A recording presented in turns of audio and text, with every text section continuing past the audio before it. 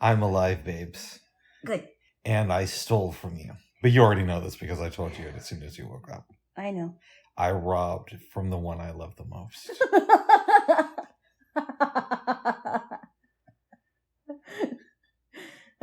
That's funny how you said it, Bubs. Here's what happened. You go to bed early last night, and I'm tired, but I decide to continue listening to the book about McDonald's. I think it's called Behind the Golden Arches, made in 1986. Nice. But eventually, around midnight, I'm getting tired. So I turn off the book. I'm going to get some water before going to bed. Stand up, and I feel really, really dizzy. And I'm just thinking, well, maybe I just need to walk around a little bit. Go get some water. But I'm still feeling dizzy. I come back in here, lie down. Then I get back up because it's not going away now. And I feel kind of weak, too. Mm-hmm. I didn't want to wake you up because I could hear a little bit of noise that may have been interpreted as snoring. Hey! Okay, hold on. Mm-hmm. But I did want something from the fridge because I'm thinking, well, I'm also feeling weak. I chugged my water down, and we had made pizza for dinner last night. Yep. So we bought some pre-sliced pepperoni. Yep. Actually, I bought the pepperoni.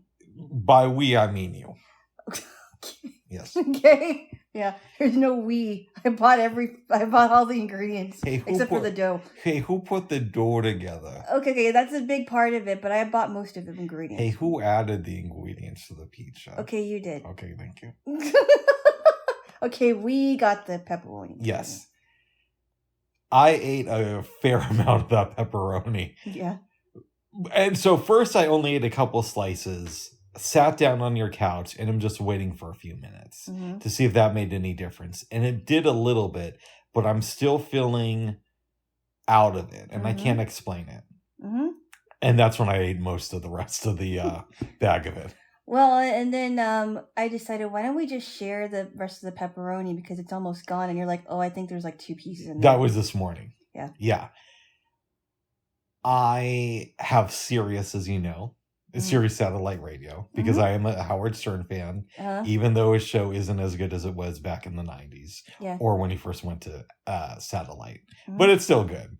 It's, he's an older guy now. Anyways, I say all that because while I'm on the couch, I'm thinking to myself, I want something to listen to, but I'm tired of watching YouTube videos.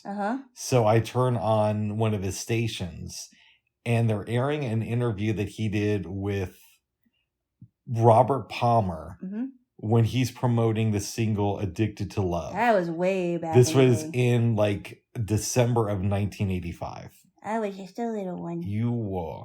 And you were only almost 3. Yeah, but I'm still feeling out of it. I'm listening to the interview, but it's kind of it's just background noise. It's hard to pay attention. Yeah, because now I'm thinking, well, I'm dizzy. I don't have a lot of energy. And that's when I got back up and I really got into the pepperoni. You went to town. By the way, let's make it clear. I don't have this habit of just going into your fridge and stealing food. No, I know you understand that. I just want to make sure that it's known. I try to be respectful. And then I said, well, the next time you feel a little bit dizzy, just ask me if you want any chocolate, because sometimes that does help if you have a little bit of sugar in your system. Not that you have diabetes, but yeah. I remember one time when I got heat exhaustion because I went with my high school band and color guard to Wenatchee because we were marching in this parade, and it was 81 degrees in Eastern Washington. They can get pretty hot because we were wearing these uniforms, and they were thick uniforms, and they had blue on them, and we had these hats on with plumes on the top of them, so we were kind of, it was hot. Yeah. So me and this one girl were feeling kind of out of it, and I decided to sit down. One of the parents took me and gave me a piece of licorice, which I don't like, but I took the licorice. She put a piece of ice on the back of my neck, and then she gave me some water to drink, and I was fine. And so she said, oh, sometimes all you need is just a little bit of water and sugar and you'll be okay. I didn't tell you this morning, but I was also a little bit hot for some reason while this was going on. Oh, yeah. So who knows what that was about. It's probably just a sign that I have a brain tumor and have like 3 months left to live, if that. But don't act like a hypochondriac, Bubs. Oh my goodness. I've seen way too many shows about women and men that are total hypochondriacs. Yes. You could have asked me to put the AC on for you. Well, I did put the AC on when I'm outside. Okay. But the other thing too is I didn't want to wake you up. So it's not just like I was feeling this way and we're just hanging out in the middle of the day. If that was the case, I would have asked you for something to eat. But you're also like asleep. Mm-hmm. And I didn't want to interrupt your rest. Oh, okay. Well, I would have, if it was an emergency, I would, I don't care. Just wake me up and, because if I was an emergency and you were close by, I would want you to help me too. Absolutely. Yeah. I mean, if it's something that I could do to help, I don't, there were times where I got dizzy and maybe next time you can think about this too, because I told you this earlier, but when you're feeling dizzy, make sure you have your water with you. Yes. But also, put on the AC if you wish to. Maybe get something a little bit sugary, but lean your head forward for a while and so that the blood goes to your head. I was just laying down on your couch. Yeah. Trying to figure out, well, why am I feeling this way? And this whole thing took maybe 30 to 45 minutes. Mm-hmm. So it was a little bit intense. I wasn't scared or anything, but it was a little bit of something, but it wasn't as deep as some people go with this, because I've known people who've had really, really, really bad issues with vertigo. Yeah. It could be a number of issues. You could have been dehydrated, which sometimes it happens to me. That's a possibility. I told you about that time. I don't know if I mentioned it here. When the last time my mom cut my hair and I was standing there and something was going on with me and I felt a little bit dizzy and she just freaked out. She's like, you got to go to the doctor. But what I did was I went on YouTube and I was listening to some health professionals that were talking about what causes a dizzy spell. Yeah. And a lot of the time it's just some mild issues, like you might have vertigo, and if you have vertigo, go to the doctor. But if you get dizzy and you hit your head or you fall, that means you really have to go to the hospital, because you shouldn't be falling when you're dizzy. They get freaked out about stuff like that, I know. About you falling and hitting your head, potentially. Well, I didn't hit my head or fall. No, I know, but I'm saying doctors, if you tell them that. Oh, yeah, they do. Well, that's not good, because if you hit your head, you could... Cause some trauma. Give you... Yeah, because brain bleeds. Concussions. I know someone in my family that had several concussions. I knew somebody in college that had a bad concussion for a while, and he had to rest his head. Yeah, I've known a few people like that as well. Yeah.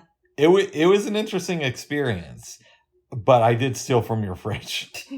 But I had that before where I would be lying down and I felt a little bit hot, so I kind of felt like I may have had a fever. And it might just have been like a mild infection, because they say that you might have an infection that has to go through your body or whatever. Yeah, it also could have just been dehydration. One thing I've been more mindful of as I get older is drinking a ton of water. Yeah. But it can still sometimes get away from me. Oh, yeah. I think once I got once I've started buying water bottles, I've been drinking a lot more water. Because sometimes it's like the doctors have said before that you should drink 6 to 8 glasses, but I heard that that's not exactly true. I've heard that, there's a little bit of a misnomer in that. And a lot of it depends on body height and weight. Yeah. And all those different factors. It's not a one-size-fits-all thing. So. Yeah. But since I've bought water, a water bottle, especially this one, I've been drinking a lot more water. Yeah. It's been helping a lot. Like if I felt like the slightest bit of lightheadedness, I'll just drink some water and maybe have something with a little bit of sugar in it, and I'm fine. Nice. But my mom, she'd just freak out, because there was one time when we were at the store. We were at a store. I can't remember what store it was. It might have been a Fred Meyer's or something. Anyway, I must have been in my early 20s at the time, and I asked my mom, can I sit down, because I'm feeling a little bit dizzy. And she just freaked out. She's like, what, you're feeling dizzy? What, you're feeling dizzy? And I'm thinking, if I actually fell and hit my head, or if my dizziness caused me to faint in the middle of the store, then you should really worry. Or if it's happening all the time where you're getting dizzy. No, we haven't gotten to the point where I'm just saying, oh, these are my spells. No, I mean, it's happened before, but it's not like it happens on a consistent basis. No. You know what I mean? Like, I think the last time it happened was around my birthday, if I'm remembering right. And I had to sit down in the middle of chopping something up because I was dizzy. And, is that when you were here? Yeah. Oh, okay. And I would be hard pressed to think of a time before then. Like, I'm sure it has happened. I would really have to go back and think about it. So it's not like this is like an everyday occurrence. No. And if this is happening once or twice around your mom, that's not necessarily a pattern. If it was a pattern, you should probably see a doctor. Yeah. No, it's few and far between. I mean, there were a couple of times we were cooking and it got really hot in there. Yeah. And I'm like, hold on, I got to sit down. Give me about 5 minutes. And I would just take my water. I would sit there at the table or even on the couch for about 5 minutes, drink some of that. And I was fine. I just waited for when I was ready to get up and have more energy. And that happens with everybody who spends a lot of time in the kitchen, or it should, because it's a sign that you're pushing yourself. Yep. It shouldn't happen every day, but once in a while, you should feel a little bit too hot. Yeah, I remember, I don't know if I even mentioned it here. What's up? When I took that cooking class 3 years ago, it was around the winter time. And we were making something with onions. And I forgot what it was. And a good friend of ours was showing me how to slice onions julienne with a big knife. Yep. And he was very, very good at that. And I said... He's a really good cook, by the way. Yeah, and I said, excuse me for a minute. I have to... I'll be right back. So I had to run really quick to the ladies who were there with the water. And I said, can I please have a cup of water? And they gave me a cup of water, and I don't know what it was. I was feeling a little bit lightheaded, and it was hot in there because there was more than one person in the room too, and I think the oven was on. Yeah. So I really think that several people have felt that way when it got hot. It's not just me and you. No. It couldn't just be me and you. But I don't have dizziness on a regular basis. I've had it a few times, but it wasn't like overwhelmingly dizzy, like I couldn't do anything. Yeah. It's just that sometimes your body is telling you to slow down sometimes. And well, in my case, I was getting ready for bed, so. I know. I did kind of think to myself, oh, what if this is the end? And, Alana wakes up to a dead body on her couch. Oh. But then I thought, well, that'll be great because it'll save like people the trouble of having to contact you if I died at my place. I know, I think like my mom sometimes. It's a little bit weird. Oh my God, babes. It was so weird being a kid and getting ready for school. My mom calling me into her bedroom and saying, what are you going to do if I die when I'm like 12? That is so dysfunctional. I'm sorry. I just think it's so dysfunctional for someone to worry. Like, it's one thing if you say something like, I had a friend of mine at the time who said that her mom would say something like, what are you going to do one day when I'm not here because I'm not going to be here forever? Mm-hmm. That's one thing. If saying, preparing the person for... you should do that a little bit with kids. Yeah, a little bit. But it's a difference between that and saying, well, what are you going to do if I die? I don't know who you're going to live with. Oh my goodness. That's so dysfunctional. The other thing my mom would do, babes, is sometimes she'd have to run an errand or go to work. And as she's leaving, she'd be like, I hope I don't get into a car crash and die. Well, it sounds like she really needed some mental therapy. Yes. But what's even sad though is that this friend, who is no longer my friend anymore, she was there when her mom did die. Oh. They were living together, and she was in the room with her, and she woke up and her mom was gone, and she had to contact everybody. Wait, really she was sleeping in the same room with her mom? Yeah, I don't know what happened prior to that, but she found her mom there after she woke up. That's odd. I've noticed that women will sleep in the same bed with their mom, though. Like, it's a common thing I've noticed women talking about throughout the year. When they're adults, I'm saying. Oh, yeah. Yeah, I don't get that, but if you want to sleep in the same bed with your parents, who am I to tell you what you're into? I don't exactly like that either, but I don't know. I guess it's common though in the female world.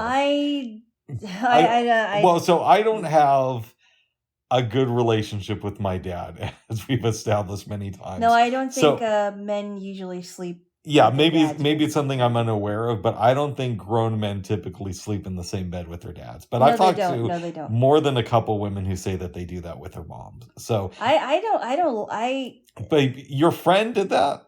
Your friend was in the bed with your mom when she died? I can't remember. Yeah, I think that's what I remember. I can't ask her now, but yeah, because she's no longer your friend. No, for silly reasons. But anyway, yeah, it's. I don't remember when it was, to be honest. But she was younger, and I think she was in the same room and in the same bed. Wow. And she was very close to her mom. Yeah, physically they were like an inch away. Oh my goodness. Sorry, keep going. Bubs. Stop that. Yes. Anyway. If I die, I want to be in bed with you. No, I want to die however I die, as long as it's fast. But if I'm in bed with you, you're going to find out sooner. And so there's not going to be like this, waiting time to find out if I'm, why I'm not calling you back or anything. I wasn't finished with my story. Oh, go ahead. Tell me. Kind of interrupted. Sorry, I didn't know. You won't know what me too is, but keep going. I will admit that I do sometimes. Yeah. I need to work on that. But anyway, no, but I don't remember how old she was. I just remember that they were very close. I have never met her mom before, but I heard nice things about her. And it was so shocking to hear the story. And as far as she knew, her mom wasn't sick. It was just, I think she died of natural causes. Wow. Yeah, it was really sad. And she was the one that had to contact people about that. Nice. Yeah, it was really sad. Oh.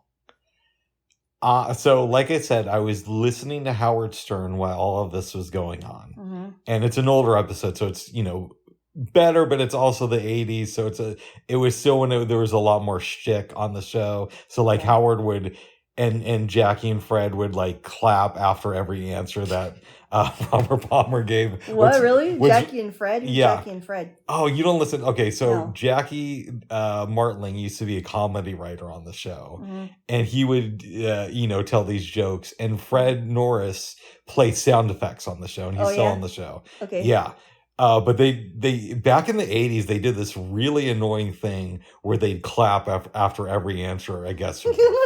Maybe not on every interview, but a lot of them. Really? They would just applaud? And it's kind of funny at the beginning, and then at a certain point, it's like, okay, I get it. I get it. But here's the thing that came up during the Robert Palmer interview. Mm-hmm. Howard asked him, are you married? Do you cheat on your wife? All the typical questions. Mm-hmm. And Robert Palmer made it sound like he was married in a committed relationship. And even I'm thinking, this guy is a big famous rock star. He's promoting Addicted to Love. I bet the marriage didn't last. So I go on to see if Robert Palmer is still married. He got divorced in 1993. Mm-hmm. But I just assumed that he was still alive and was chilling in some mansion somewhere. But he's been dead since like September of 2003. Well, I didn't even know that too until somebody pointed out to me. I'm like, Robert Palmer's been dead when? Yeah. When? I didn't even know about that. I didn't even hear about it. But apparently he died in... like a long time ago. A long time ago, yeah. Yeah. Yeah, a good 19 years ago. Yeah, it was a heart attack, apparently. Wow. Mm-hmm. How old was he back then when he did this interview? It was 85, so I don't remember. I'm sure I read it on Wikipedia last night, but I'm not sure when he was born. But it was, he still had like 17, 18 years of life left in him. Wow. Yeah. And he seemed like a nice guy in the interview. He seemed like a nice guy. Yeah. Yeah, he didn't mind the clapping as much as I did. That would be annoying. Yeah. That almost sounds like what would happen at summer camp, except it wasn't. It had to do with clapping too. When somebody would drop a cup, or some kind of it was a cup. Usually, when somebody would drop a cup then you would hear applause from some of the campers. Oh yeah, that's just what you do. That's weird. That's fun. That's what you do. When I work, it was weird. I've had jobs where if somebody dropped something, everybody would stop and applaud. Hey, good job, buddy. I always thought it was funny, but I thought it was kind of weird too. Yeah, I think it's funny. It's a nice way to build camaraderie. I never got that though. No, I like it. I can dig it. Did they explain to you why they did that? No, we just used to do that. It was a fun way to make it not such a serious thing. Now, I remember when I was a camper for 8 years. Were you a happy camper? I was a happy camper, actually, for the most part, except for the fake meat. But anyway, we had this thing called KP duty, which is pretty much kitchen patrol. And 2 of the cabins would be in charge of kitchen patrol, depending on what day it was that they were chosen. Yeah. And it wasn't too bad. I mean, there were times where I was in charge of rinsing the dishes, and it was just a whole team effort. Yeah, so it's just a big volume of things, but it's usually not that difficult. No, but it made the job a lot easier, so it didn't feel like just one person was doing it. Mm-hmm. And so I liked rinsing the dishes in the soapy water because it was nice and warm. And yeah, it wasn't. I mean, I didn't always like to do it, but it wasn't that bad because I was around my friends, so it wasn't like it was the most boring thing ever. Well, good. But then after that, we had activities and some free time. I think everybody who went to camp hopefully did something like that. I remember outdoor school. Mm-hmm.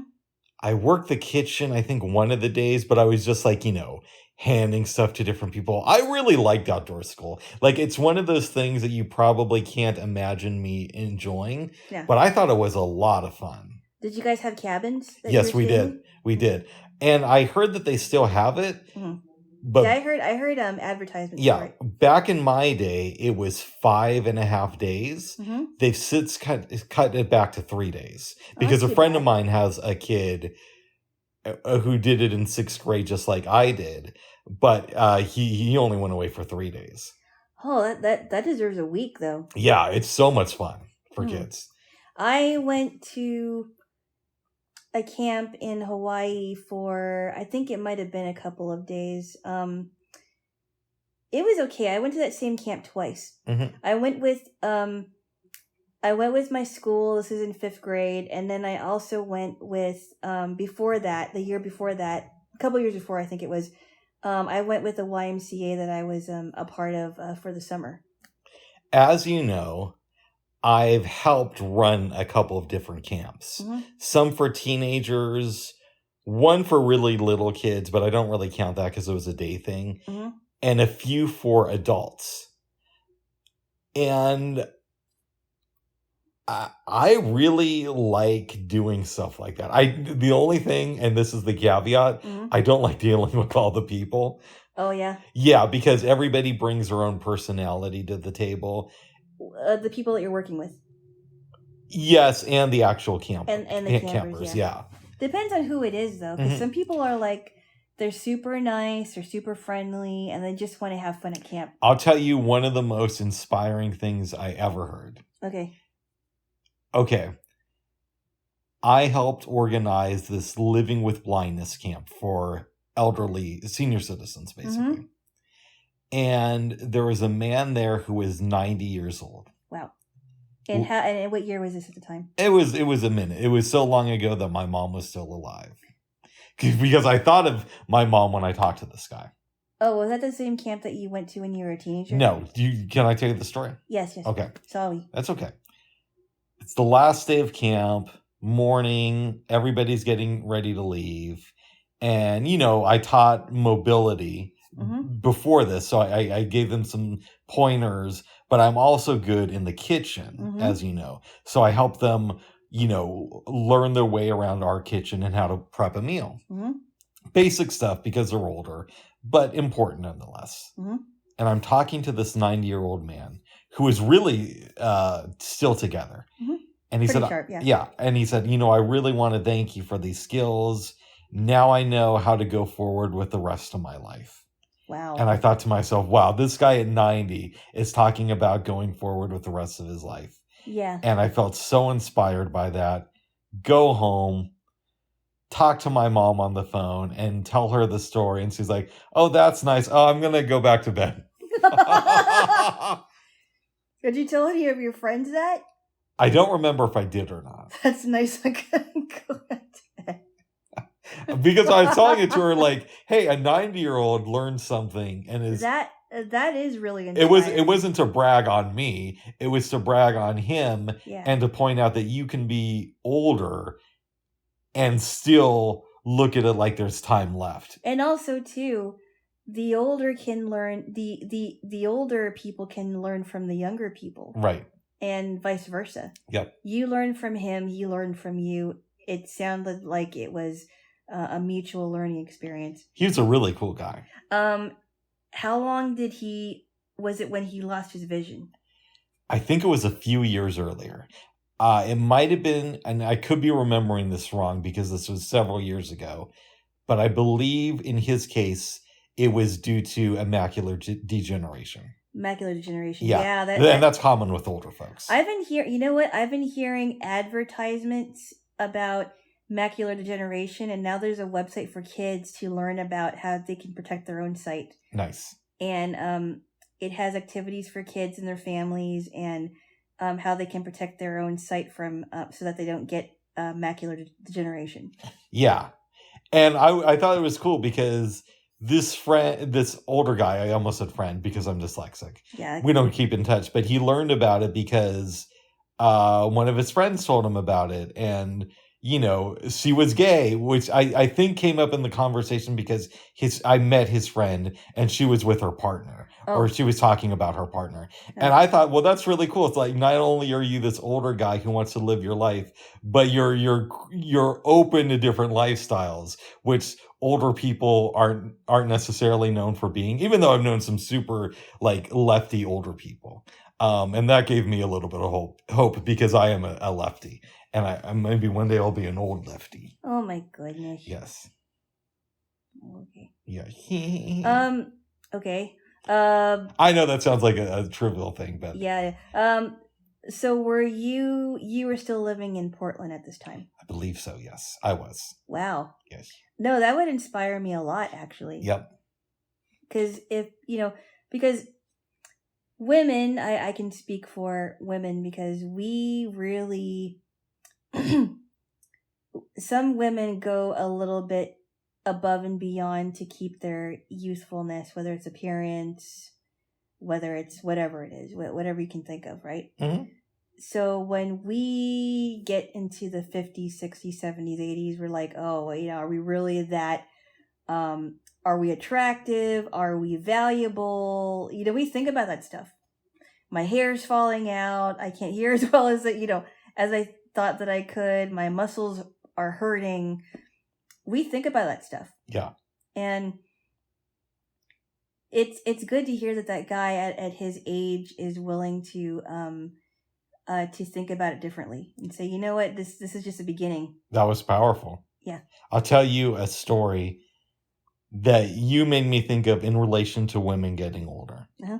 I wasn't there for this, but I heard about it. Mm-hmm. So in 2003, I'm living in Kona on the Big Island of Hawaii. Mm-hmm. And I'm involved with this group called the Life Poet Society. Mm-hmm. And we did the Poets for Peace and all that stuff. And let's be honest, I got into it because my aunt ran it. Yeah. So okay. There's a bit of nepotism there. But yeah, it's okay. Hey, since I'm the one who benefited from it, why should I complain? At least you're honest. Yeah. She was telling me a story about before I joined the group, there were some other people who used to go there. And I'm sure I'm going to butcher the story because I butcher ones that I hear like 10 minutes ago. And I heard this one almost 20 years ago. But here we go. And some guy read a poem about no longer being attracted to his wife because they were both getting older. Mm-hmm. And my aunt said that there was a woman there who was like in her late 60s and was really upset. And the lady in her 60s started explaining to this guy, you don't know what it's like to slowly use your beauty. Like you lose it. I think I said use this now, and I meant to say lose. That was me. Slowly lose your beauty. Yes. Like, you it doesn't happen all at once. So you're attractive in your 20s and maybe your 30s, and then slowly over time this thing that you have starts to go away, and it can take a lot out of a woman. And again, that's the story that was told to me, but it's always kind of stuck with me. Like, be mindful around older ladies. Yeah, we and I met an older lady when I was going to a community college here. I forgot what her name was, but she did tell me one time, she said, don't be afraid of getting older. It's a part of life. And it sounded to me, and I had to remember that because it sounded to me like she accepted that she was getting older. And that she was okay with it because maybe she was told, hey, this is a part of life. This is a part of life, and you are going to get older, but you're also going to gain wisdom. And when you get older, I don't like getting older. We've had this discussion many times, both on and off of this. I hate it. Yeah, I hate it. Yeah, but you're not even old yet. I know. Yeah, look, I don't like getting older either. I mean, what I think is really frustrating too is the ones who get older, but they haven't grown in wisdom. Yeah. You know what I mean? They're just as stupid or unwise as they were when they were in their 20s or even their teens. And it's like they never mature. Yeah. They never mature. My dad's like that. Yeah. They absolutely never mature, and their brain is stuck in, at a 16-year-old level. They cannot ever change from it. And that's really frustrating to me.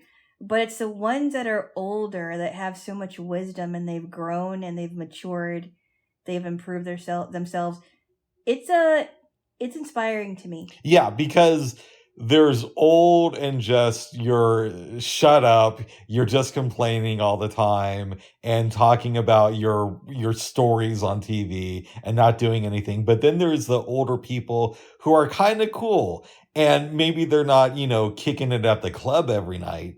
But for an older person, you want to be around them. You want to learn from them, but you can also laugh with them. Like my dad's the type of older person who never grew up. But my grandfather was the type of older person who grew up, but was still cool enough to where, you could talk to him about stuff. Yeah, I remember when I was on the train and it was around Thanksgiving. This is like maybe 2 or 3 years before I met you. I'm not remembering exactly what year it was. Yeah. But we talked the whole time, and she was telling me that she was employed by a blind guy, and she just lost her husband. Her husband was a devout Mormon. She was telling me about the things that she made for her kids. Yeah. She was talking to me about who was going to pick her up for Thanksgiving. She was a really cool lady, and I never got tired talking to her. She just sat next to me, and we just started talking, and I was like, this is almost like I'm talking to a grandma, but she was really interesting. My mom had a friend from the South who was maybe 25 years older than my mom. And, I remember meeting her the first couple of times and thinking, oh, she's obviously a conservative redneck because she's from Texas. And I remember one time in the late 90s, I go over to her place. She offers me a joint. And then she starts talking to me about art and explaining to me about these paintings on her wall and how she got into them. And I thought, oh, that's actually really cool. And I tell my mom this, and I'm like, I just assumed that she was this redneck because she was from Texas and older. And she's like, I know why you would assume that because of the accent, but she's really cool once you get to know her. And then a few years after that, she invited me over to her place because she had gotten the Up in Smoke DVD, which was basically, the whole story with that. You told me about it many times. That was, the tour that Snoop and Dre did back in 2000. Oh, I thought you were talking about, okay, I heard about that, but I also thought you were talking about the Cheech and Chong movie. Okay, no, it's not the movie. It's they released a DVD from the tour, and she invited me over to watch that. And I dropped something off at her place one day, and she was watching Democracy Now! And she's the woman who turned me on to Democracy Now! And so it's like I got to see that she was cool in these ways, and then I also got to see that she knew what she was talking about politically. And one of the last times I saw her, she came over to give me a present, which was a statue of the Buddha, because she knew I was into meditation. And she went to church. She was into Jesus, but she told me one day, hey, I know, you may think because I'm into Jesus, I don't get these other religions. But she said, the way my church teaches it, Jesus is our path to enlightenment, but it doesn't mean that you can't find other paths. It's not the only way. One of those liberal. Yes, she was a lib. But my point is, she was a really good example to me that you can be old and still be with it. Like her and my grandfather were great examples of that to me. And my grandfather's, wife also. So there's some great examples of older people out there. Yeah. I don't think an older person has to be a liberal to be cool. I've met some ones that are actually may not have the same political views as you do, but they're just as cool as any liberal old person could be. Interesting. Well, let me ask you this. Have you met any older liberals who you thought were cool? I didn't really, you know what? I didn't really get into conversations with them about that. Okay. I haven't been around a lot of older liberals. I'm not saying that they're not, but I haven't had a lot of conversations with people about their own politics. Yeah. Like that. Yeah. Not with strangers, because I think it's it can get very touchy, and I don't like to talk about that when I first meet somebody. And there are also older liberals who try to pander, and I'll give you an example of this. Okay. This was back in 2008 when Barack Obama was running for president. Yeah. Now, he's conservative now, but at the time he was selling... No, he's not. At the time he was selling himself... No, he's not conservative. He's anything but that. Okay, at the time he was selling himself as a lib. He's not conservative. Anyway, go on. I could break it down to you. Go on, but I won't. I'll spare you that lecture. You tried to do it and it didn't fly. I blame the listener. Hold on. But and I never bought the propaganda of Barack Obama is this hardcore lefty. I never did, to my credit. I get a lot of things wrong, but I knew from day one he was posturing. But anyways, this was back when most people who were liberal could justify saying that Barack Obama was their man. And I'm on the light rail in Denver. This was either right before or right after the Democratic National Convention, which was in Denver that year. Mm-hmm.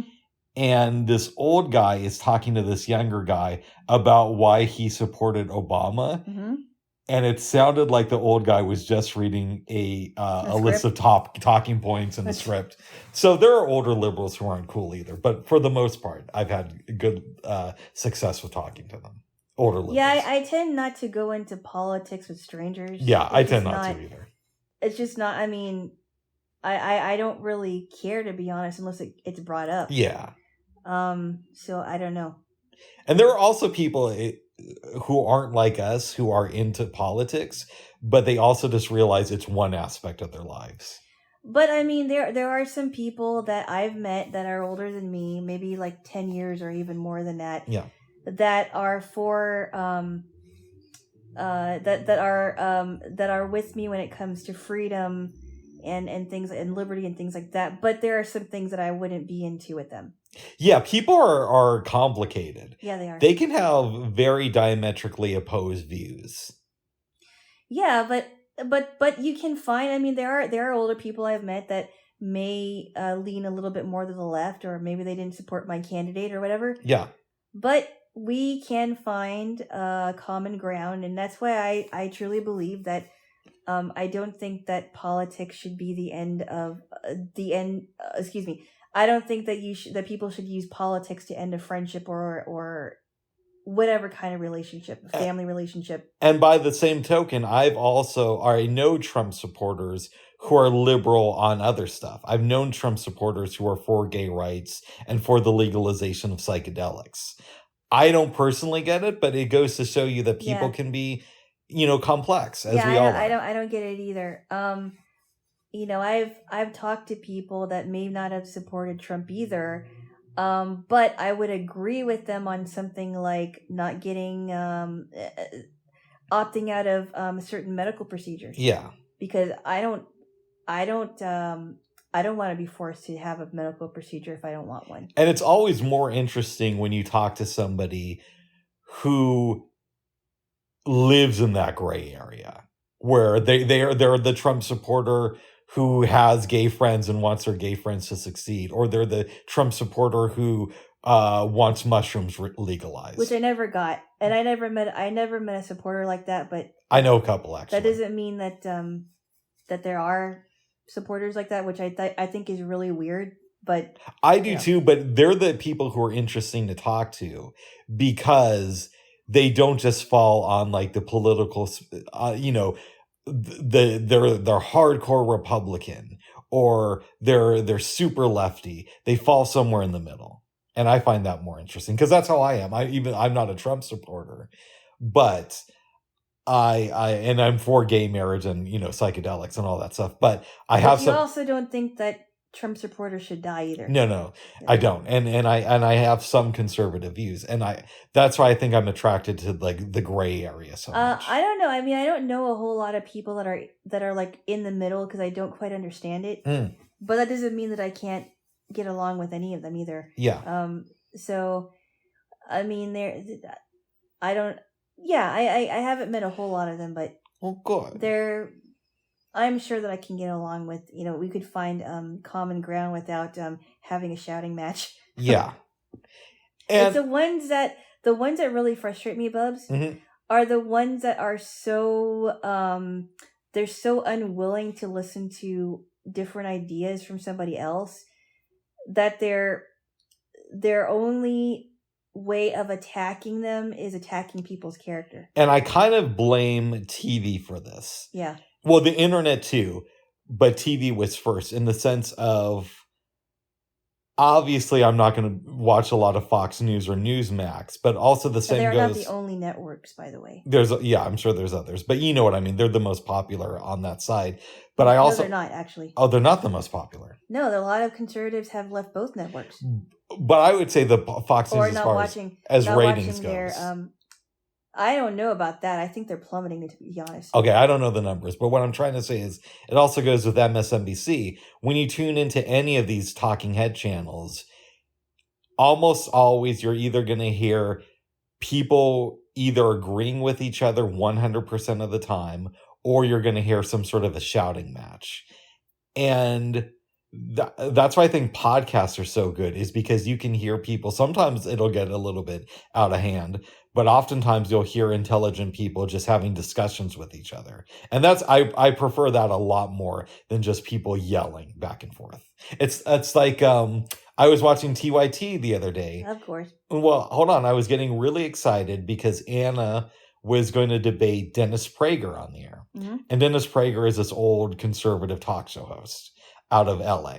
Yeah, I know. I'm familiar with Dennis Prager. Not a fan, but I was interested.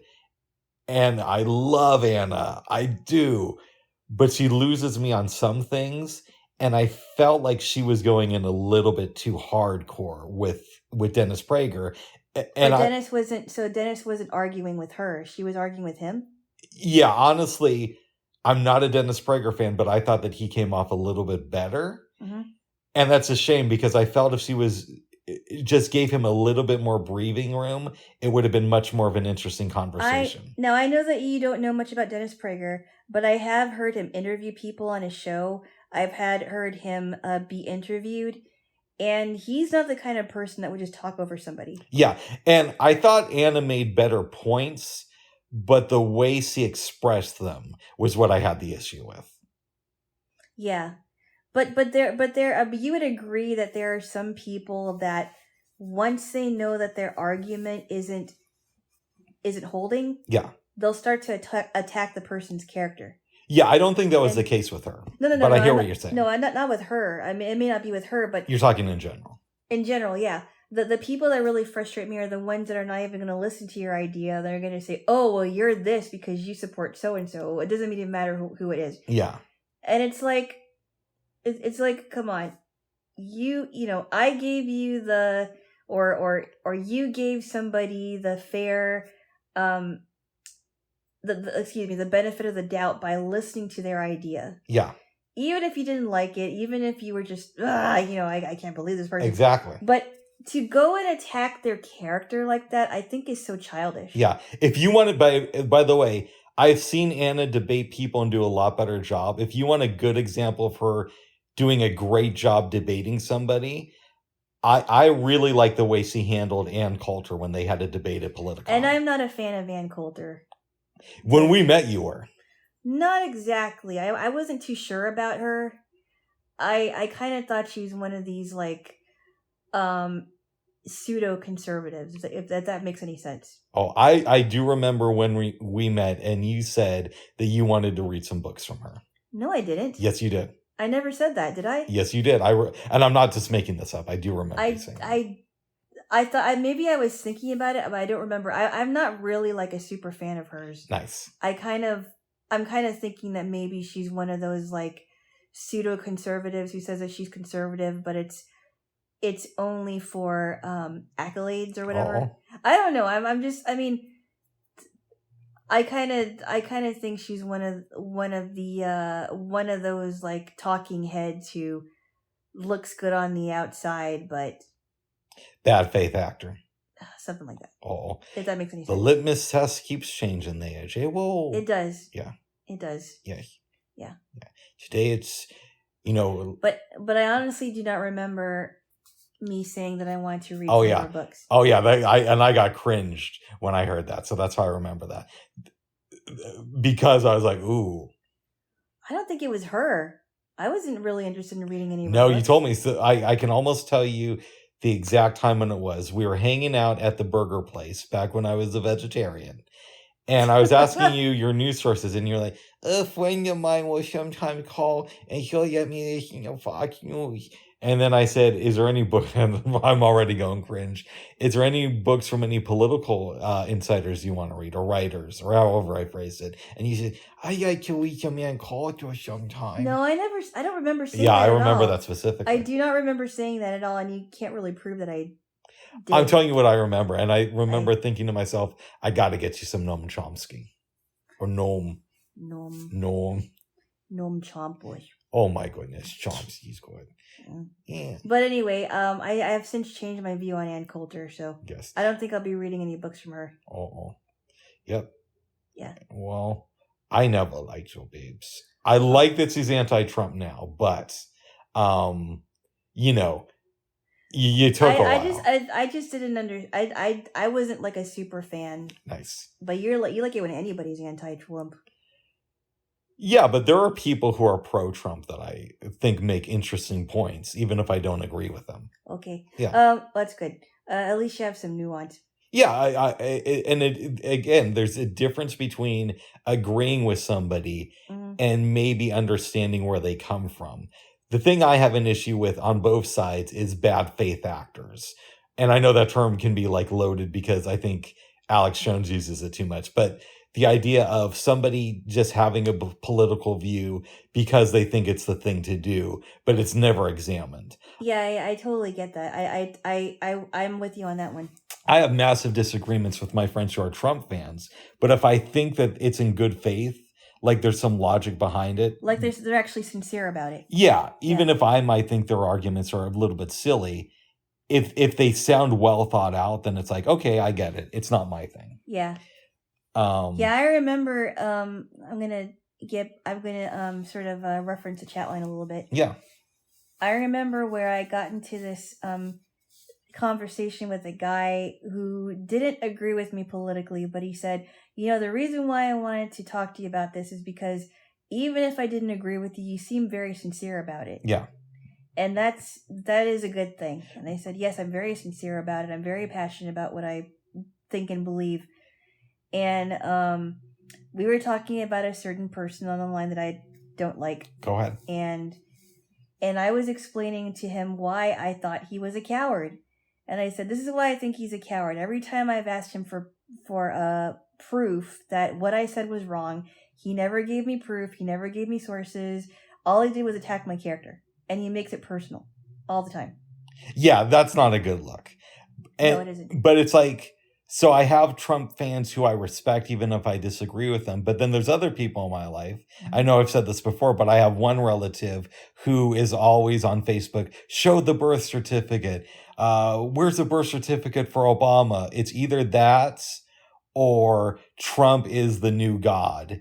And if you try to point out something... I never went that far. But you know that there are people who do stuff like that. And it's not worded like that, but it's worded to where you can read between the lines. If you try to question something that Trump did, it's always the devil is making you think this way. And that's where you lose me. So there are all that to say. I am going to say this. Yeah. Okay. The people who are higher ups that have been just out to get Trump for whatever it is. I'm talking about the political higher-ups. Oh? I do think that they're being influenced by the devil, but I wouldn't go on Facebook and say that everybody who feels this way, then, I wouldn't go so far as to say that without any explanation. And I would say that I don't believe in a devil, but if there is a devil, he's probably a Trump fan. But I don't know that for sure. No. And we can move off of this. No. I should give you a lesson on the devil, and I would also say that he still influences the culture, and it doesn't always have to be about politics. Yeah, no. And that's the other thing. We fight over politics, but the real people who run this country, like the Rockefellers and the people who own all these media outlets. There's also the Bilderbergs. There's the Bilderbergs, but there's so many others. Yeah. They don't really care who gets into office. I mean, it's important, but it's not the most important thing on their agenda. So why should we fight over politics when they're, trying to make these shady moves where it doesn't really matter who the president is? Yeah, some of them are definitely doing that. I would agree with you on that. Yeah. But I don't believe in the devil. Oh, you should. Oh, you should, but that's another lesson for another time. I mean, I did, but then my ex-wife passed away, so she's no longer here to... Goodness, you weren't even married. I know, that's a joke, babes. But who told you that joke? I don't remember. It's me butchering an old joke, I'm sure. Oh my goodness, well, anyway. Yeah. Let's move on. Does the devil have a soulmate? No. Okay. There's not he has angels. He has which are basically demons. There's not a Mrs. Satan out there.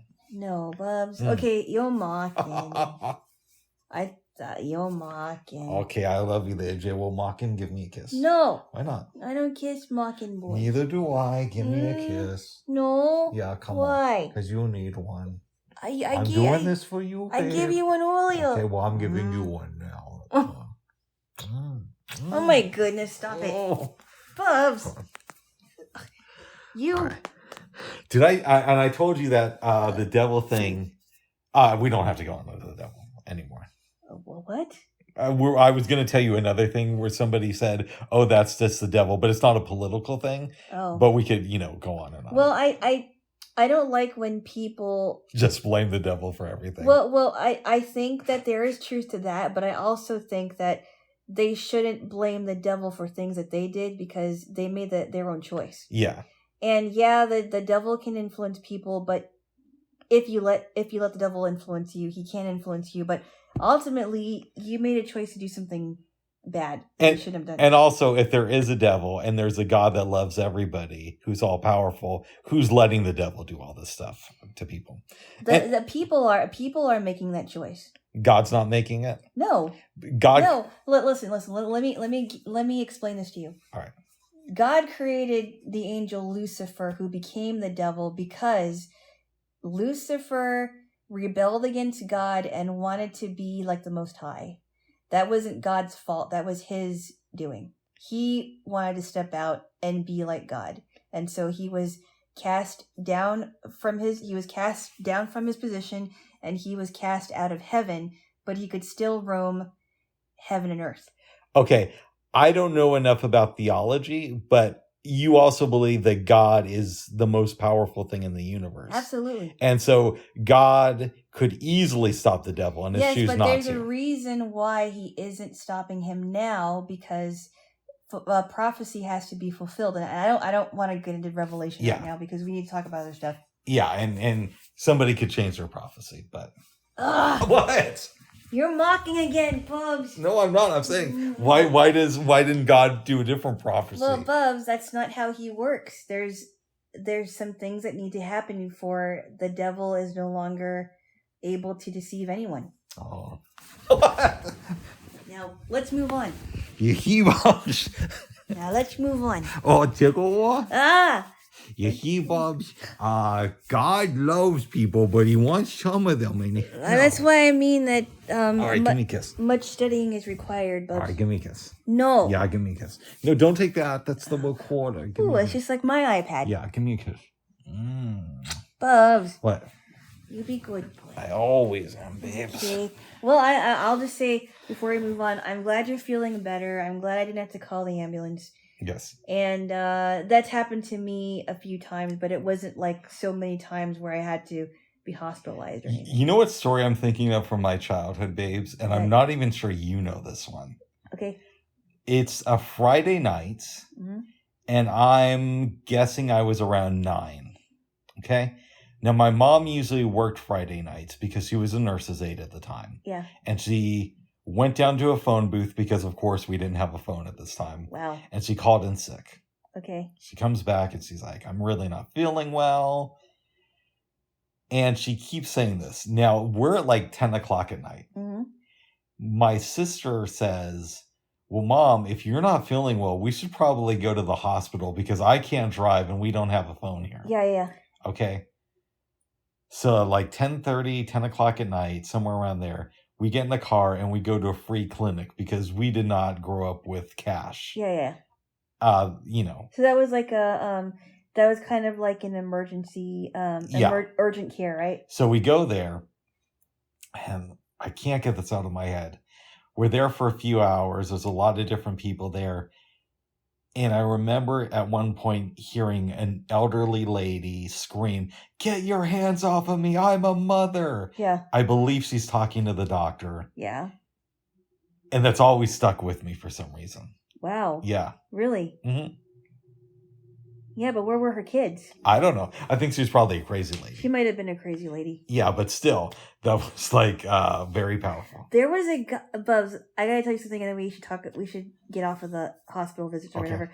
When I was in the hospital in 2008, there was a guy that was freaking out for whatever reason, and I was in the emergency care unit or whatever you call it.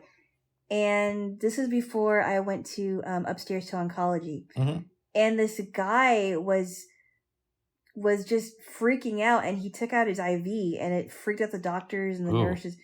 The doctor and the nurse was like, "No, sir, you have to keep your IV, and I'm going to put another IV in him, in you." And I think he had some dementia or something. Oh, that's tough. It is tough. Yeah. I don't know how long he was there, but he was just freaking out. And it's hard to communicate with people who, depending on their stage of dementia. Right. Yeah. Right. Now the woman I told you about who died in 2017, the one who just lost her husband, luckily she wasn't so far into her dementia, but number one, she shouldn't have been driving. And her dementia was slowly happening when her husband was alive, but her husband was in denial. And I'm thankful that she died not that long after she started getting dementia. I do not want dementia. Give me death over dementia. Well, you could prevent it, Bubs. I could. You could prevent it. You don't have to have it.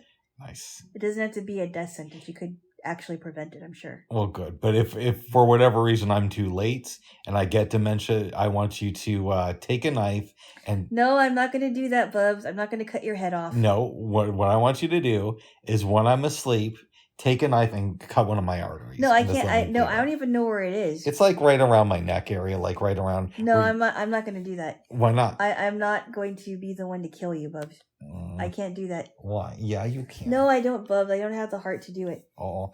So you'd rather me live in the state to where I don't know where I am? I'm not going to be, like I said, Bubs, I'm not going to be the one to kill you. Okay. You're going to have to find another person that will be able to do it. I got a dumb question for you, and you probably don't know the answer to it. What? It's not a hypothetical. Okay.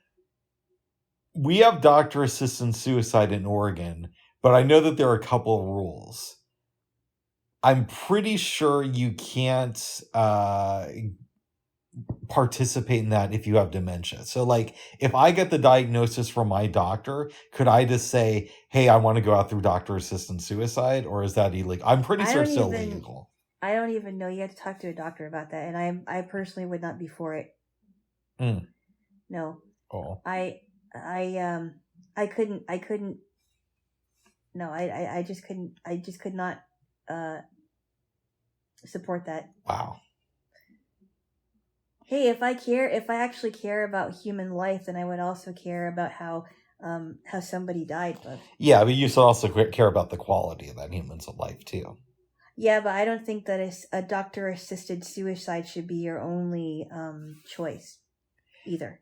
It would be great if we lived in a society where it wasn't, but it shouldn't be the only choice. Okay. Sometimes what? Yeah, it's either that or just like being confused all the time. Loves, that's why I said that you could. Okay, that's enough. That's enough. Tickle. Whoa. Give me a kiss then. No. Yeah, or the truce isn't real. Give me a wheel kiss or the truce isn't real. Stop it! I'll bite your nose. No, you give me a wheel kiss or the truce isn't real. Bubs. Sorry, babe. No. Stop making those faces. What I'm saying is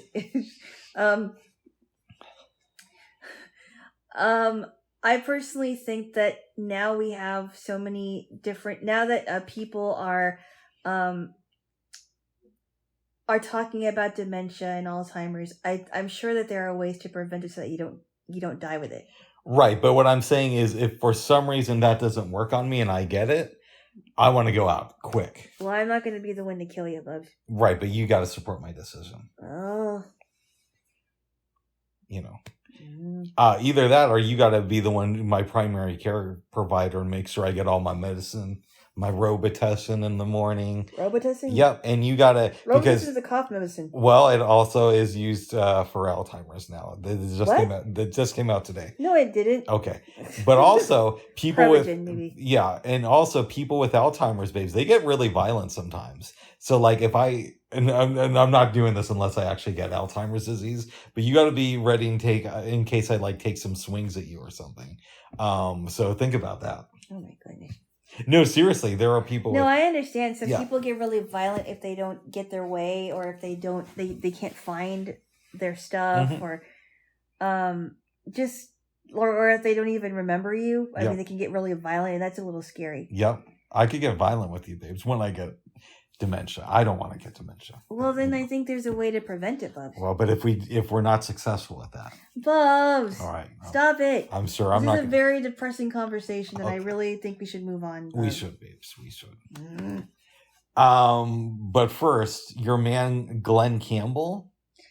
Yeah. We saw that documentary separately, and we're not watching it again together because it's too sad. It's so sad. I can't deal with dementia stuff usually, but his wife got beat by him a couple of times after he got dementia. And because I remember I was reading an article about it after I saw the movie. And I remember it was interesting because he was being interviewed by, or he was being asked by a doctor, hey, what year is this? Yeah, and he didn't know. And he said, well, is it because you don't know, or is it because you choose, it's not important to you? And he's like, oh, sometimes I just think it's not important, so I don't remember it. Oh my goodness. Or whatever it was. And he was showing him a scan of his brain, and that there were areas that were affected by the dementia. Yeah. And then there were times where he would be performing, and they decided, well, why don't we, just let him do a song a second time because he can't remember it. And it was very disturbing and also really heartbreaking. Yeah, but that's why I don't want to go out like Glenn Campbell. Yeah, and then his daughter, I think she was speaking in front of Congress, I think, or was. Yeah, we talked about that here. That was really sad. Yeah. And she wasn't very old either. She was a young lady, and good. Yeah. It was tough. Yeah. And the point wasn't to like recount everything from the documentary. It was just to give an example of I don't want to be like Glenn Campbell when I get old. Yeah. I met a guy who clearly was suffering from dementia, and there are times where he would make up stories like, I got to visit my daughters. Oh. The only problem is that he didn't have any daughters and he never got married. Didn't they do something about Alzheimer's disease on Full House? Where like DJ volunteers at some old folks home. That was Stephanie. Stephanie. No, I'm sorry. It was DJ. Yeah. And she takes some old dude home and he thinks that she's his daughter or something. Yeah, he says, Gloria, you got to get up now, and I think he was saying, he was calling her Gloria and saying, oh, you got to watch some Howdy Doody, and she's like, what? Yeah. What are you talking about? His name was Mr. Duncan. Nice. And I only saw the episode once when I was a little. They also talk about dementia in the Golden Girls too. I bet they do, because like half of those ladies had it, right? No. Okay. Bubs. What happened? It was before. This was pre Estelle Getty's dementia. Okay. And they touch on it when he meets she meets this guy on the boardwalk whose name was Alvin. Hey, what were the chipmunks? Oh, goodness. Hey, where's Dave?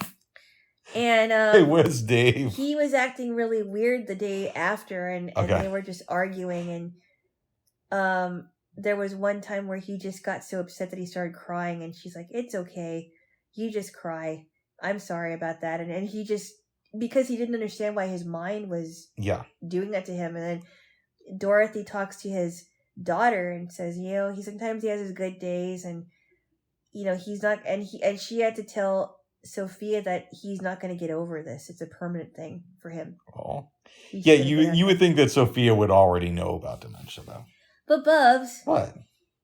She wasn't even that old yet. No, but come on. She didn't know she was going to get it. No, but you would think that she would know that other people get it, and she wouldn't have to have it explained to her what dementia is. Yeah, but Bubs, this is in the 80s. Okay, I would make the argument. Let's think of a movie like Gone with the Wind, where Homegirl's dad goes crazy from dementia. Scarlett's dad? Yeah. So, okay, maybe they didn't call it dementia. Maybe they called it something else back then. But they still had it.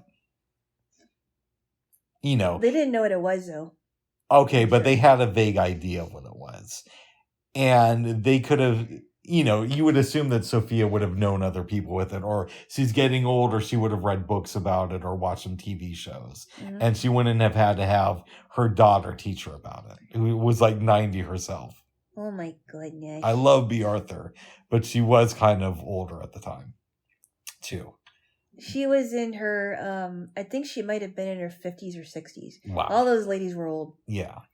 But I think in real life, Sophia was a little bit younger than B. Arthur. Or, I'm sorry, Estelle Getty was younger than B. Arthur. No, I think she was older. But not by a whole lot, but she was. I think, but they weren't, she wasn't in her 80s yet. Yeah. She's interesting. I think that Estelle Getty is interesting because she didn't even start acting until she was in her 60s. I remember that AIDS episode when Rose thought that she could have been infected. Yeah, I never saw that, but you talked about it before. Yeah, it was. And she would put R's on cups in the show anyway. But you said that she was working with people that had AIDS, right? Here's what happened. I think I said this here, so I'll make it quick. Yeah. When Estelle Getty got into acting, she knew a lot of gay people who were in the theater and in her own personal life. So she was like one of the early older people who was like cool with gay culture, which a lot of people don't know about her. But this was in like the late 70s, early 80s. So she knew a lot of people that she was friends with who died of AIDS. Estelle Getty did early on. Wow. Yeah. So she knew about it way before Ronald Reagan mentioned it in his speech. Ronald Reagan, babes. Oh, are we going to go here? Didn't even bother mention. Okay, Bubs. I thought we were over politics. We are. He was an actor. Ah! What's what? Bubs, come on. Even Killer Mike said that. Oh, okay, I don't care. Ronald Reagan was an actor, not a real actor. Bubs. Hey, why are you standing up? Just to say to this country's real masters. Oh, yeah, Bubs. All right. That's enough. We spent I don't know, like almost an hour on politics already. Okay, you did. You did. Okay, good. You did. You did, and give me a kiss because you started a tickle wall, babes. Hey. You started it, babes. So give me a kiss. Okay. Okay. My goodness. My badness. I love am I gonna do? Gonna love me, babes. I do already. Oh, good. Yes. Sometimes I wonder, though. I mean... Oh, wait, yeah. Sometimes I wonder. Oh, yes. Jeez. No, I'm just kidding. I'm just kidding, Bubs. I kid. Okay, very good. Babes? Yeah. We made some pizza last night. It was really good. I think that you're really improving on your dough. And I'm not just saying that because you're my boyfriend. Yeah. I really think that you do such a good job with your dough. Thank you. Yeah. I'm excited to make some garlic knots with you, which you don't remember that we did, but I believe we did do that. Nice. Yeah. I saw another recipe for it this week that I'm going to watch again before we break out the bread. Okay. Yeah. And I did buy some fresh rosemary and thyme and parsley. Yes. For this occasion. And we have butter. We also have Parmesan. We have some fresh Parmesan. Yes. No. And we also have some extra cheddar cheese. Nice. So it's going to be some cheesy garlic knots. These are going to be off the heezy, y'all. Extra cheesy. Yes. You can make Snoop Deezy. Then that Warren G song where it's like, Snoop Deezy, gots to make it easy, and you can make mine extra cheesy. Oh, I get. You know that song from the Warren G? It's a song. You can holla at my dogs, holla at my dogs. I think Exhibit is on the track too. Okay, I keep thinking it's that song. You don't see what I see every day. Ask Warren G. No, that's a good song too. Yeah, Warren G is going to be with Ice Cube apparently next week at Moda Center. Oh wow! On Saturday. Oh yeah. Are you gonna go?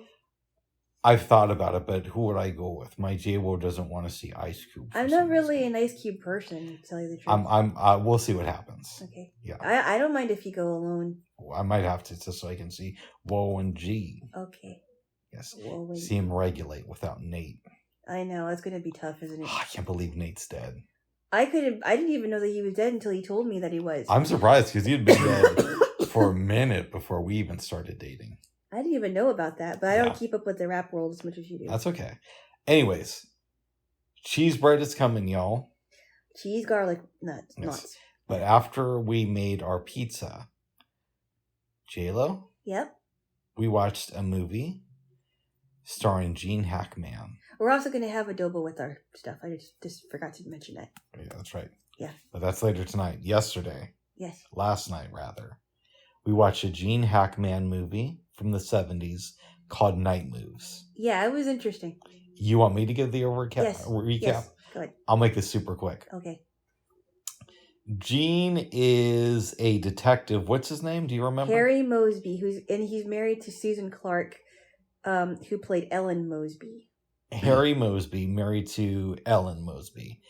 And he's good at his job. He's an ex-football player. And he has some issues with his personal life. Mm-hmm.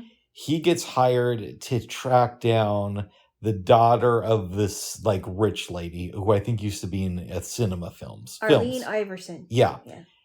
Meanwhile, he tracks his wife down and finds out that she's cheating on him. And he confronts the guy that she's having an affair with. He does? Yeah, he does, remember? Oh, yeah, that's right. He goes over to the dude's house. Yeah, this is later in the movie. Yeah. Go over there. Okay. He does some research, finds out that the girl he's hired to track down is living with her stepfather and his new wife. Yep. Travels to Florida, gets her, ends up kind of having some stuff happen with the stepmommy. The Paula. Yep, yeah. Paula. Which I thought she was played by Jane Fonda. Her voice did sound similar. Yeah. But apparently it's not her. Not her, yeah. Gene takes the girl back to her mama. doesn't realize what kind of an environment the mom is living in, and yeah. Who's Quentin? Well, I thought I was giving the recap. Go on. I'm asking questions. Okay. Quentin is a guy that your girl was involved with, the daughter. Yeah. And the mom was suspicious about him for a while. Quentin works on movie sets. So does Jean. Sorry, what's the girl's name? Her name is, they call her Deli for short. Deli. She's not new, so don't think that she's from India. Oh my goodness. Okay? She doesn't work at a deli either. No. And they've since changed the name from New Delhi to just Deli. Oh, jeez. Because it's no, seriously. That was a while ago. No, it's short for Delilah. No, but in the country India, New Delhi is now just Delhi. Okay. Oh, are you confusing me, babes? No, you're confusing me. Okay. Deli calls Gene Hackman Harry and says, I need to talk to you about something. But she dies before he can get back to her. Yeah. There was an accident on the set of the movie. Harry realizes that Quentin is guilty. Mm-hmm. Goes back to Florida to talk to the stepmommy and stepdaddy. And gets in a fight with stepdaddy. Yep. Goes on a boat with the stepmom. Uh-huh. They find out, I think that Quentin and the stepdad were working together to smuggle stuff into this country, and part of it was buried in the sea. Yep. She dives. She's a scuba diver. She goes underneath the water to get it. Yep. The product that they're about to sell. Yep. And the stepdad is furious. Lands his plane on the water because it has pontoons. I guess it's like either a small plane or a helicopter. I think it's a small plane. Yeah, it's like a plane, yeah. She's coming up above water. The stepmom can barely hear anything over the motors. And Harry's trying to warn her and say, Paula, be careful. Yep. Stepdad ends up killing her. Mm-hmm. Gene Hackman survives, but he's very hurt at the end of this movie. Yeah. And that's basically where it ends. Wow. And you never find out what happens to his marriage. I realize that my explanation is a little bit confusing. That's okay. But I would encourage people to see this movie. I'd give it an 8. I give it at least a strong 7. Yes. Yeah. What does this film teach us about the dangers of family? The dangers of family? Well, okay. I was a little bit confused because the mom said that Deli was acting out, and now we know why. But the dad also says, the stepdad also said, well, I want her to get out of here because I was foolish with her. I didn't discipline her, but the mom didn't discipline her either, and we don't know about how her relationship with her real father was. True. We don't know if he was good to her. We don't know if he just pawned her off on Arlene, her mother. We don't know if he pawned her off on her stepfather. We don't know that. Yes. But clearly, both environments are not good. I like this movie. I recommend it. Mm-hmm. But I'm wondering for you, you enjoyed it, but not as much as I did. Mm-hmm. Would you recommend it to your family? And how would you sell it to them if yes? I normally wouldn't have to sell it to them. I think they would like it. Initially, when we get introduced to Deli, I thought she may just have had a rotten character just because she was. Mm-hmm. But it's pretty clear that she didn't have any structure and any discipline. Yeah. And, she already was asking how old Harry was because maybe she thought, oh, maybe she could get involved with him. And he quickly said, I'm 40. I don't do those things with kids. Yeah. And he wasn't about to stop at, to stop just to be friends with her. He was paid to get the girl back to Arlene. But he confronted Arlene and says, I don't really like you, Mrs. Iverson. And that's why your daughter is like that. Oh. Because you weren't a good mother to her. Nice. Ooh, I think I can smell the food. Oh. Nice. But it was I think my family would probably like it. This movie makes me want to watch more Gene Hackman, and it makes me wish that he was still able to make movies, because I know he's been in ill health for a while. I mean, he's still alive. I'm sorry, he didn't die yet. He might die by the time this is released, but maybe he was a great actor.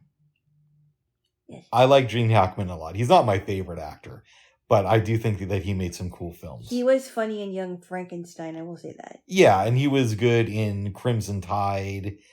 Even though I didn't really like The Conversation, I thought that he was good in it.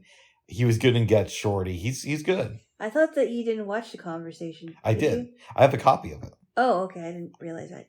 I just didn't like the movie as a whole. Oh, okay. But he was good in it. And so was Penny Marshall. Okay. Yep. Yeah. Who played Laverne? Not in The Conversation. No, who played Laverne and Laverne and Shirley? That's right, babes. Yes. Yep. Jaylo. Yep. We watched a documentary called Salesman. Yeah, this was different. Yes, it was. It was kind of different. I thought it was going to be a dark comedy. I thought it was going to be a movie. Yeah, exactly. I did too. Yeah. But it was not.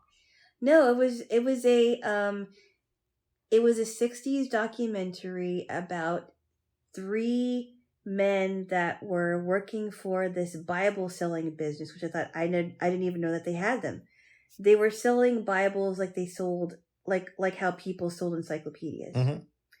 And it focused on these 3 men, one of them being Paul Brennan, which I wasn't sure what to think about this guy.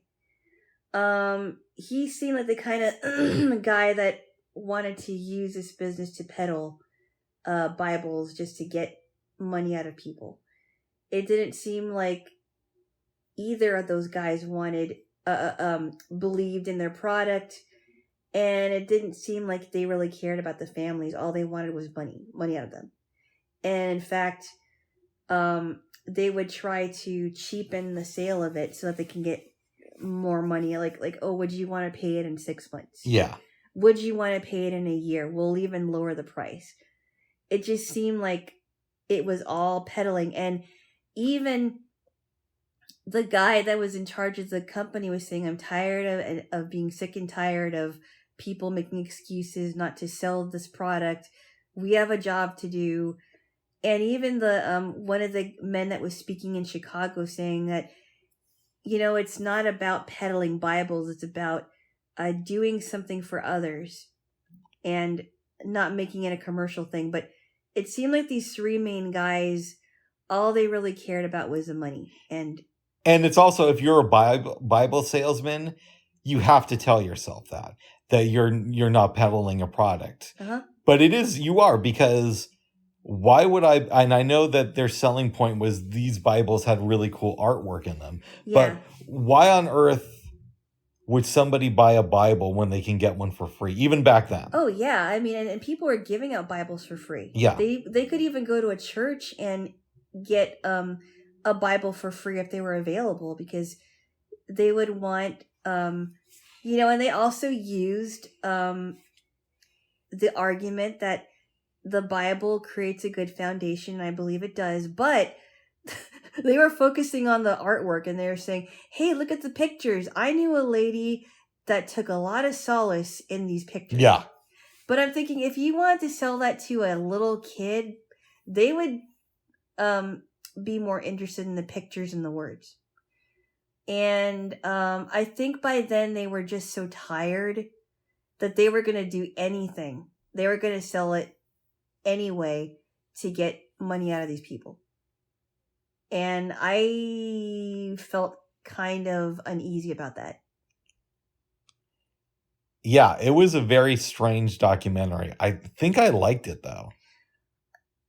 I think I would give it at least a week 7. Mm-hmm. Because I didn't really like their tactic. But also, you can realize that there are people like this out there. Which, I know it's one of those things, we already knew that, but there's a difference between knowing it intellectually and actually seeing an example of it. Mm-hmm. Because it would be I think more effective if they actually did believe in their in the product that they were selling. But even then, yeah, like I mean, I remember when the lady was asking like, do I really need an entire library of these books? Yeah. And then this other lady was like, well, I already have a Bible and I don't really need another one. Mm-hmm. Yeah. Yeah. And I mean, it was just like, I'm sorry, I can't buy it right from you right now. I just can't do it. Does this movie make you want to watch anything else from these filmmakers? I'm not sure. This one was a little bit different, but I mean, there might be ones that were even better than this one. And also, we went into it with the attitude that this is going to be a movie, like a scripted thing.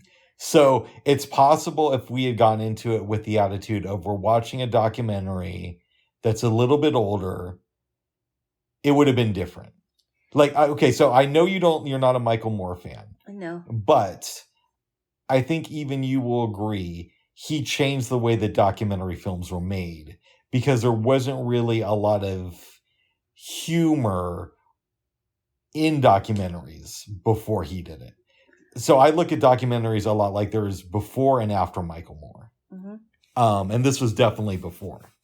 And that's not to say that it's bad. It's just to say that the pace of it is a lot different than something you would see in a modern documentary. Do you think that there were other funny documentary makers than Michael Moore? Because I don't know. You mean before Michael Moore? Before Michael Moore, yeah. I'm sure there must have been. But what you don't maybe realize just because you haven't studied film is it's not just about being funny. It's also being a big enough documentary to where you change the culture of what you're doing. Mm-hmm. So,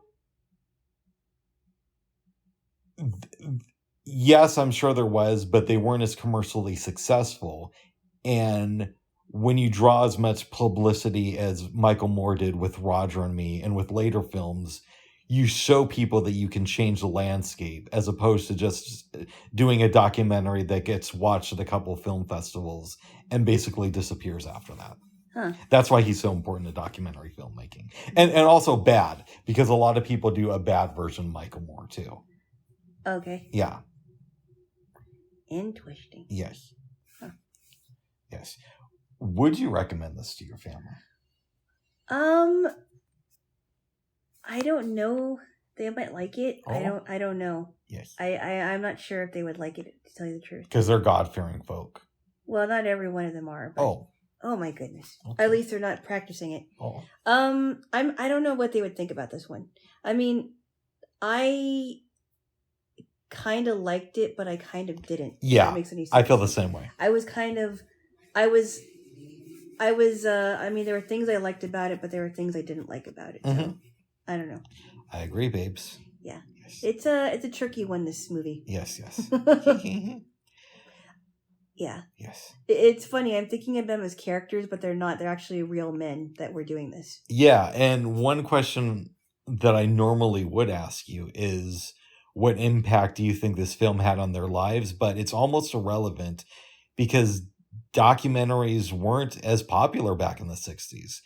So I do have the feeling that this film probably played in some art houses, but that these men didn't face any real pushback because it wasn't a commercial success the way we think of documentaries now. Yeah, because when I look at this being somebody, an adult in 2022, I'm thinking, oh yeah, these people really conned the families that they were trying to sell these Bibles to, especially when they would say, oh, we're from the church. Yeah. But they weren't. In a sense, they're also conning themselves because, early on in the film, they're listening to a speaker talk about why they're doing this. And it's not just to sell a product, it's to help people. Yeah. But these guys know that that's not the case. But they also know they're also rather going into a business that doesn't seem like it would be a success because anybody can get a free Bible.